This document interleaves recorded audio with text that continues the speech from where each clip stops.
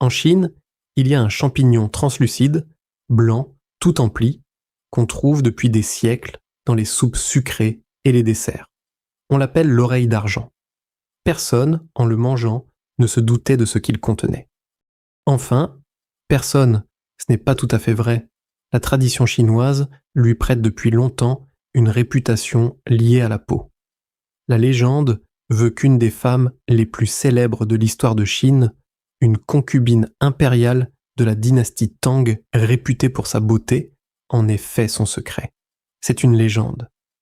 Mais elle dit qu'on avait remarqué quelque chose 1000 ans avant de savoir quoi. Il s'appelle tréméla. Et il est particulièrement riche en une molécule que tout le monde connaît aujourd'hui pour la peau, l'acide hyaluronique. Une molécule capable de retenir jusqu'à 1000 fois son poids en eau. C'est cette propriété qui fait tout son intérêt, dans la peau, dans les articulations, dans l'œil. Le corps en fabrique, mais cette production baisse avec l'âge, de façon progressive, dès la vingtaine, puis plus nettement. C'est un fait de physiologie, pas une promesse, c'est simplement pour ça qu'on en parle. L'acide hyaluronique de Dinveo est extrait de ce champignon, en culture biologique, par un procédé breveté qui s'appelle Green Uronic.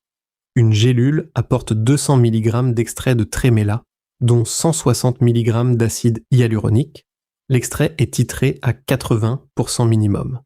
Il est vegan, bio, et il est émulsionné dans un peu d'huile de coco bio pour l'assimilation.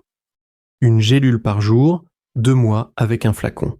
Sur ce qu'on en attend, on reste dans le cadre autorisé.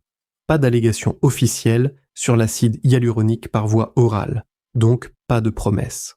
On le présente pour ce qu'il est, la molécule de l'hydratation tirée d'un champignon en gélule.